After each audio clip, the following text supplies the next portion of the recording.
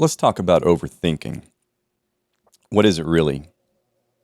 Because most of the time when somebody says, stop overthinking, you're just overthinking things, what they really mean is stop noticing things that are inconvenient. But what if you're not overthinking at all, right? What if you're actually just picking up on something that's real and you don't have a language for it yet? I've had those moments before. Simple conversations, there's nothing dramatic or anything that happened, but I still walked away feeling completely drained. And it's not because it was a long conversation it's not because it was an intense one. Nothing like that happened. But it was just because it wasn't real. And that's when it hit me. People aren't lying in these situations, really. They're just speaking in code. Half sentences and, carefully chosen words, tone that just doesn't match the message, So you're not just listening to what they say, you're trying to decode what they mean. And the entire time that you're doing this, your brain is working overtime. And it's not because you're overthinking at all. It's because the signal just isn't clear. So why do we speak in code then, right? Because saying exactly what you mean sometimes, if you think about it, it can cost something. It might cost approval or comfort, the version of you that people expected, So instead, we just edit ourselves in real time.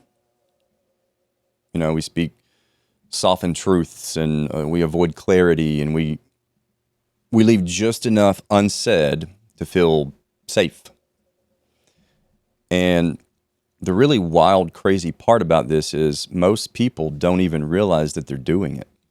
So when you walk away from a conversation feeling exhausted, it's not just the conversation, it's the translation. You were translating tone and body language and what was said and what wasn't said. You're filling in gaps that the other person just didn't close. And that stuff takes energy.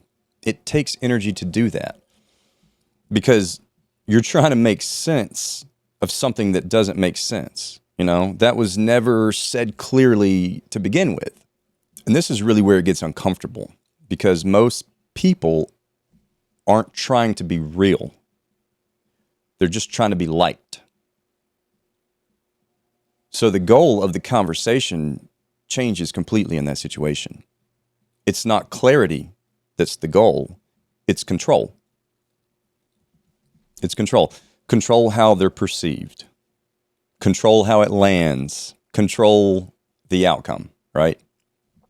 Even if it means the conversation just isn't fully real.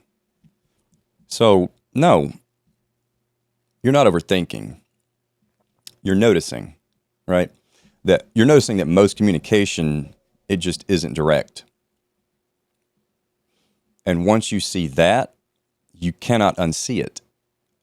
And so now you're left with a choice. You can either keep playing that game,